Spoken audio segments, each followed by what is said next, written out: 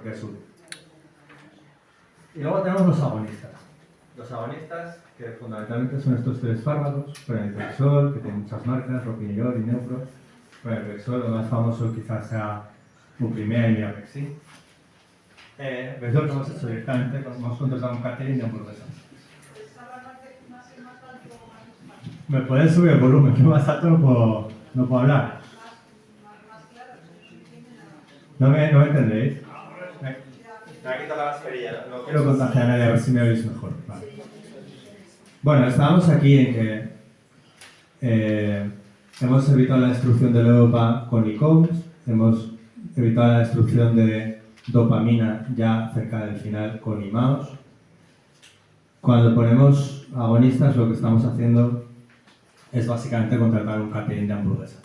Es decir, no estamos aumentando la cantidad de pizza disponible, estamos poniendo otra cosa que también le va a quitar el hambre a nuestras neuronas, pero que no vamos a poder regular. Nuestras neuronas aquí no van a poder actuar sobre la cantidad de levodopa o dopamina disponible. Directamente dependerá de la cantidad de medicación que estemos dando y la cantidad de medicación que haya en la sangre, ¿vale?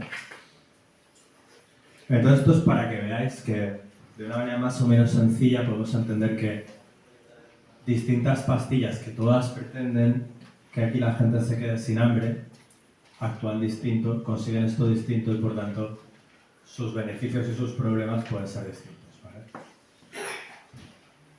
Entonces, hablo del resumen de los agonistas porque sería lo que nos importa para esto. Quitar el hambre con otro alimento. Los demás solo funcionan sobre la dopamina, aquí no, aquí no dependen de nada más, dependen simplemente de la cantidad de medicación que se toma, no dependen de la actividad de las neuronas y esto supone ventajas e inconvenientes. El efecto es estable, es decir, todo el día es igual, si el nivel de sangre lo mantenemos igual, se va a mantener igual porque no va a tener ningún otro requerimiento. Pero no va a ser exactamente igual que el efecto natural que intentamos suplir, porque es independiente, y no lo podemos regular, porque no depende de la actividad neuronal. Y ahora, para hablar de TCI, ya me centro en el trastorno del control de impulsos, os presento un caso, ¿vale? Mujer, 44 años, hace 6 meses, tiembla de la mano derecha y cuando camina mueve menos ese brazo. Por lo cual alguien piensa, puede tener algo del neurólogo, la mandamos al neurólogo, no tiene nada más y en la exploración vemos un cuadro que es bastante típico de enfermedad de Parkinson y con esto se hace el diagnóstico de enfermedad de Parkinson. Recordaos que lo habitual es que no haga falta ninguna prueba para hacer el diagnóstico y se le pone un agonista. Esto es una situación frecuente en una persona joven, que muchas veces los agonistas son el primer fármaco. Vuelve esta señora a los 6 meses, está muy bien, está satisfecha, niega a tener ningún problema y se va a gastar la siguiente visita. Y sin embargo, 2 meses después, nos llama su marido y nos cuenta que está comprando un montón de cosas. ¿Vale? Ha pasado de tener un problema de movilidad a tener un problema de me estoy gastando dinero que no tenía antes, que no tenía que pasarle, es decir, que no está relacionado con su enfermedad directamente, está mucho más relacionado con su tratamiento. Y esto es por el impacto que hemos hecho con la medicación sobre su cerebro. No tenía por qué pasar, la mayor parte de personas no les va a pasar, pero toda esta medicación les aumenta el riesgo mucho. Entonces, ¿qué es el trastorno de control de impulsos? Pues es el aumento de una actividad. Yo os lo defino así porque creo que es la manera de entenderlo. Una actividad que casi siempre es placentera, casi siempre es algo que el paciente que lo sufre ya lo hacía, es decir, no es que se ponga a hacer algo que sea totalmente nuevo, aunque a veces era algo que tenía interés y no hacía mucho, pero ahora hace un montón, ¿no? Entonces, esa actividad se vuelve que está aumentada, pero tenéis que pensar que esa actividad no es mala, ¿vale? Es decir, no es que haga algo raro, a veces haga algo raro, pero en la mayor parte de casos, la actividad que aumenta, pues es algo que ya podía estar haciendo, que le gusta, y que solo se convierte en trastorno, en malo, en algo para diagnosticar, en algo para intentar tratar por parte del entorno, del paciente y del médico, porque lo hace mucho y piensa mucho, es decir, le está ocupando su vida. Le está ocupando su vida a veces incluso con consecuencias consecuencias indirectas, consecuencias sobre su familia, consecuencias sobre sus finanzas, consecuencias de distinto tipo. Pero casi siempre le está ocupando mucho tiempo, casi siempre le está ocupando su interés, su falta de interés por otras cosas, ¿vale? Y a mí me gusta referirme a esto como adicciones conductuales, ¿vale? El tema de las adicciones conductuales es por dos motivos. Uno, porque el término de trastorno de control de impulsos en psiquiatría se utiliza para cosas que no tienen nada que ver con esto. Y dos, porque cada vez más hay trastornos que son iguales que este, pero fuera del contexto del Parkinson, que se están considerando trastorno de control de impulsos. O sea, por ejemplo, la situación de jugar a las tragaperras, de ser adicto a las apuestas. Esto, la ludopatía, en las últimas clasificaciones se ha considerado un trastorno de control de impulsos fuera del ámbito del Parkinson, perdón, se ha considerado una adicción conductual fuera del ámbito del Parkinson y se considera similar a una adicción a una sustancia, a una adicción a una droga, en el sentido de que la persona se comporta hacia esa actividad como si fuera una necesidad y pensando en eso mucho tiempo y dedicándole mucho esfuerzo, pero no hay ninguna sustancia implicada, sino que es una actividad que sí le da una recompensa, le da un placer, igual que podría ser la de una sustancia, ¿vale? Entonces, aquí hay una lista de cosas, ¿vale? Juego patológico, las apuestas. En mi experiencia en España pasa relativamente poco, en otros países es de lo más frecuente y es muy problemático porque, a diferencia de otras, aquí el dinero desaparece muy deprisa. Las compras compulsivas, perdón, la comida compulsiva, no salía en orden, las compras compulsivas que ya os he hablado, ¿vale? En el caso de las compras pasa distinto que en el juego, a veces es muy problemático, a veces poco, mucha gente o lo devuelve o compra cosas que no son caras, ¿no? Pues hay gente que compra mucho en el chino, por ejemplo. Pues compras y no gastas mucho dinero, pero al final estás haciendo algo que no quieres, estás acumulando muchas cosas en casa, ¿no? Con la comida, pues depende mucho también de la salud de la persona y de lo que come, ¿no? Influye mucho, pues si alguien tiene diabetes, si alguien tiene sobrepeso, o sea, ya estaba intentando bajar de peso para mejorar la movilidad. Todo esto, si le añadimos atracones o hiperfagia, se complica un montón, ¿no? El tema del sexo, como con otras cosas, influye un montón la situación de cada uno, ¿no? No es lo mismo una persona que no tiene ninguna pareja, que vive sola y hace con su vida sexual lo que quiere, que normalmente hasta que la hipersexualidad no está muy descontrolada no le supone ningún problema, que una persona que vive en pareja, que se tiene hijos y se pone a buscar relaciones fuera de su matrimonio o cosas así, a veces gastando en prostitución, muy fácilmente se convierte en un problema muy grande de convivencia y a veces de dinero, ¿no? Luego tenemos la desregulación dopaminérgica. Esto en algunos sitios viene aquí y en algunos sitios no. Esto es lo más distinto de todo, porque serían personas que su, entre comillas, adicción, y aquí más entre comillas, es por la medicación del Parkinson. Que son personas que están tomando medicación en exceso y que toman mucha más de la que deberían, que les da unos problemas de regulación motora y no motora muy importantes, que por suerte también yo creo que aquí pasa bastante poco. Aquí la mayoría de los pacientes son reacios a tomar más medicinas de las que les tocan, que están bien, pero no quieren tomar demasiado. Pero eso es un problema bastante importante para la gente que le pasa, que yo por suerte creo que es poco. Luego, tenemos un grupo grande, que los hemos ahora agrupado como hobbies. A este tipo de trastornos se les llama hobbyismo. Que básicamente es cualquier cosa que se os ocurra que os pueda gustar, ¿vale? Yo os he puesto manualidades, juegos online, redes sociales, está el bricolaje. Allí he visto casi de todo, quiero decir, he visto gente jugando a las cartas, he visto gente jugando al ajedrez, he visto gente arreglando cosas. Entonces, todas estas cosas son buenas, como os he dicho. O sea, ninguna de estas cosas yo no estoy en contra ni del ajedrez, ni del bricolaje, ni nada de eso. De hecho, lo que estoy en contra es de que los pacientes estén sin ganas, de que no quieran hacer nada, de que estén apagados, ¿no? O sea, me encanta que quieran hacer esto. Pero cuando tenemos un cambio de esto importante es cuando tenemos que plantearnos si se puede convertir en un trastorno. Entonces, cuando un paciente me dice, o me dice la familia, arregla muchas cosas, pues para mí es muy difícil saber si arregla muchas cosas es problemático o no. Entonces yo empiezo a preguntar, ¿qué cosas arregla? ¿No?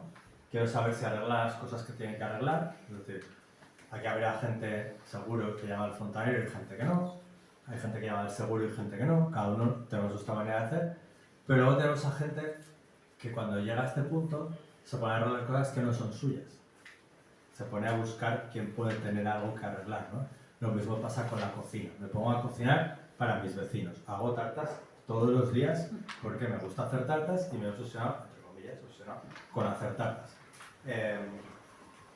Con manualidades. Por ejemplo, hace años yo tenía una señora, paciente que estaba en edad laboral, estaba trabajando de profesora y por las tardes se dedicaba a fabricar muñecas artesanalmente, porque le gustaba. Pasó a dedicar toda la tarde a fabricar muñecas, luego pasó a dedicar toda la noche a venderlas por internet.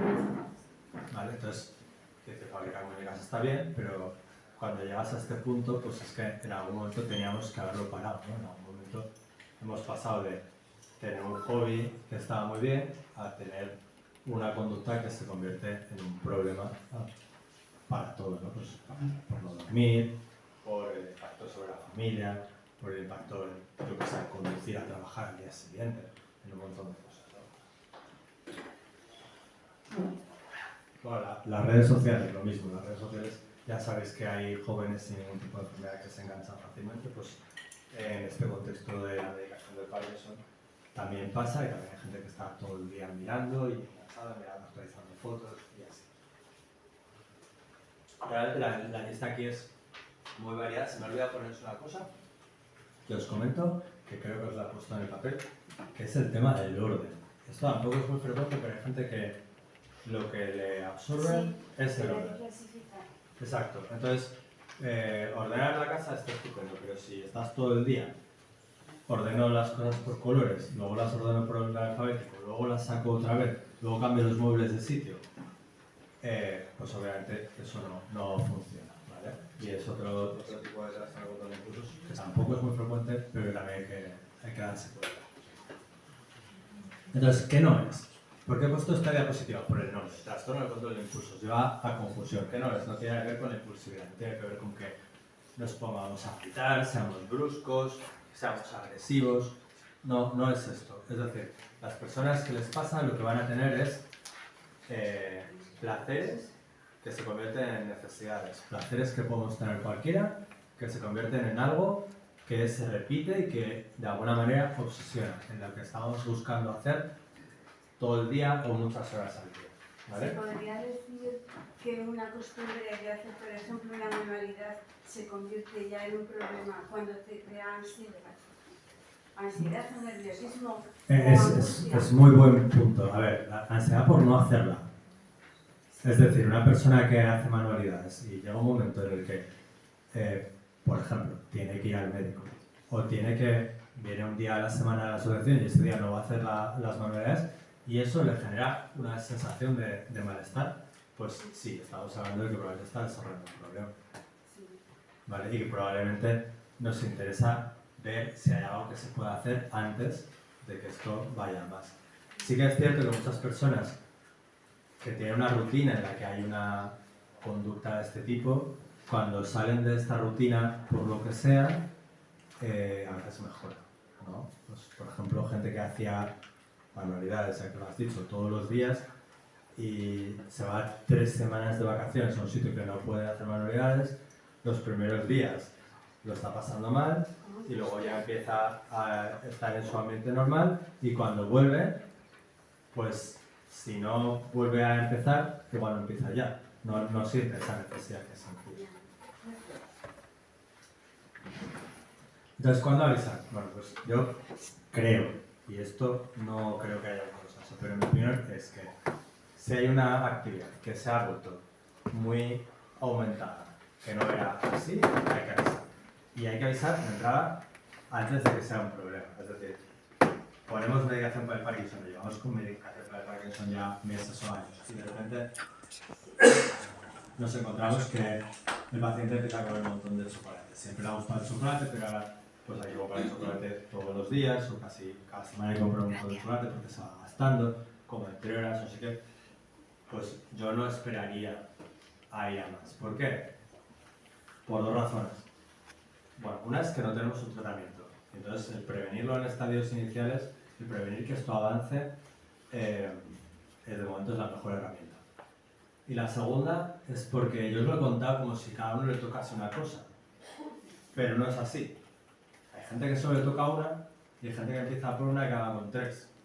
Entonces, no lo entendemos suficientemente bien como para saberlo seguro, pero parece ser que el mecanismo que hace que una persona fabrique muñecas es el mismo que le podría hacer apostar y es el mismo que le podría hacer comer chocolate, de tal manera que si se nos ha descontrolado, se nos puede descontrolar en más cosas y en otras cosas que puedan ser más problemáticas, ¿vale? Con lo cual, si llegamos al punto de que aumente claramente, yo lo comentaría, no quiere decir que haya que tomar ninguna decisión drástica ni nada, pero que lo tengamos reflejado en la historia, que lo tengamos reflejado para tomar las decisiones de los futuros fármacos, a veces ajustar los de los que ya se están tomando, a veces dar consejos, ¿vale?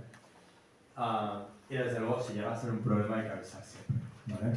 Y eso tenéis que tener en cuenta que esto es relativamente poco conocido por vuestros médicos de atención primaria. Es decir, que como el acceso al especialista muchas veces va a ser a través del médico de atención primaria, pues si llegáis a este punto antes de tener una visita, pues tenéis que decirle que el neurólogo me dijo que si me pasaba esto, antes de que se fuera, hay que hablar con él, para que nos haga una interconsulta y podamos hacer lo que tengamos que hacer, ¿no?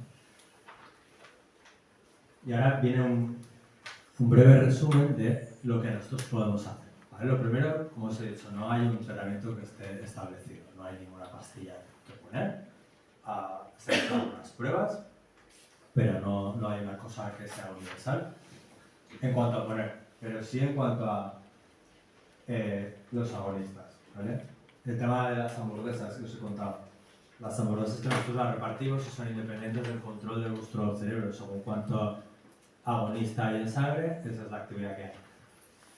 Posiblemente por eso, aunque no estamos seguros, pero por lo que sea, este es el grupo de fármacos que da este problema con diferencia. De tal manera que en personas que nunca los han tomado, el riesgo de que tengan este trastorno es muy muy bajo, no es cero, y probablemente es un poquito más alto en personas que toman fármacos para el Parkinson que personas que no tomen ningún fármaco.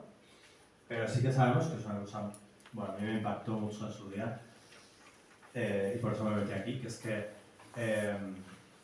las personas con Parkinson que no han tomado ninguna medicación nunca para el Parkinson no tienen ningún riesgo aumentado de todo esto que os he explicado con respecto a las personas sin Parkinson, ¿vale? Es decir, que ni es culpa de las personas, ni es un problema principalmente de la enfermedad, es un problema del tratamiento, ¿vale? Que la importancia de tratarlo adecuadamente sea muy grande, ¿no? Esto sería la parte muy importante, la principal. Esto que yo ya os he hecho a vosotros, pero que es importante también hacerlo en la consulta, ¿no? Entender cuál es la relación con la enfermedad, cuál es la relación con la medicación, que lo entienda la familia, ¿no? Porque aquí pasan dos cosas. Está la cara de no, antes no hacía nada, yo ahora estaba haciendo bricolaje y estamos muy contentos, pero se nos está yendo de las manos. Y la otra cara que es de no, es que se está portando mal, lo está haciendo mal, nos está fastidiando, no está haciendo lo que toca, no darse cuenta de que esto es un problema relacionado con una serie de circuitos que nosotros estamos modificando porque necesitamos modificarlos para que el paciente esté bien, pero que las consecuencias negativas no son porque el paciente se haya emperrado en que le da igual todo lo demás y solo quiere hacer bricolaje, sino que es porque hay un fármaco que no le deja tomar las decisiones adecuadas, que por tanto hay que tratarlo como parte de una enfermedad, hay que tratarlo con apoyo y sin apoyo es realmente mucho más difícil, ¿vale? Aquí, con respecto al tema de la medicación, pasa que a veces se puede quitar fácilmente y mejora muy bien, a veces no se puede quitar fácilmente y eso hace que mejore más difícilmente y a veces más raramente, pero a veces conseguimos quitar la medicación y sin embargo mejoraba, ¿no? Con lo cual no solo es el ajuste de la medicación que corre a cargo nuestro del neurólogo, sino que hay una serie de cosas en las que la familia yo creo que es muy importante, ¿no?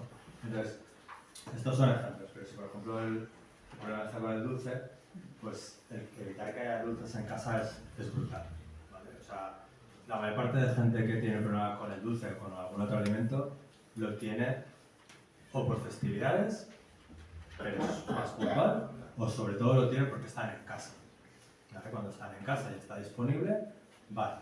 Si están entretenidos haciendo otra cosa, no. Si no hay en casa, les apetece, pero poca gente se anima a bajar al supermercado a comprar dulces de propio, ¿vale? Con lo cual, esta contada es súper importante. Y esto se aplica a un montón de cosas. ¿Cómo se hace esto? Esto se hace con el apoyo de las personas que viven. Es decir, que si el de al lado se está comiendo dulces, ¿cómo me voy a controlar yo que me estoy tomando una medicación que me cuesta controlarme por eso, ¿no? Entonces, necesitamos que los dos no coman, ¿no? Por eso el apoyo de la familia me parece fundamental, y la familia puede ser amigos, puede ser convivientes, puede ser para cada uno la familia que considere, ¿no? Y luego las actividades, porque no he visto a nadie, jamás, que haya tenido un trastorno de control de impulsos en grupo. Nunca. Es decir, para que os hagáis una idea, he tenido gente con trastorno de control de impulsos por el ajedrez, pero no están enganchados ahí al club de ajedrez a jugar con su amigo. Están enganchados porque pueden hacerlo en el móvil a cualquier hora del día, porque siempre hay alguien en alguna parte del mundo que se pueda conectar y entonces pueden conectar todo el rato, ¿no? Si tú estás con deseo de comer dulces en casa y te vienes aquí a hacer ejercicio, o te vas a la asociación del barrio a hacer yoga, o te vas a pasear, pues todo esto se controla mucho más fácil, ¿vale? Entonces, yo creo que una parte que es común prácticamente a todos sería el estar fuera de casa y haciendo cosas que sean interesantes, ¿vale? Y esto es lo que quería contar, básicamente. Creo que, bueno, espero que se haya entendido. Creo que la idea era no meterme en algo muy médico, pero sí que podáis entender el problema para que lo podáis reconocer y os podáis pedir ayuda, y también para que entendáis lo que os vamos a pedir, ¿no? Como ayuda a familiares o como información a familiares.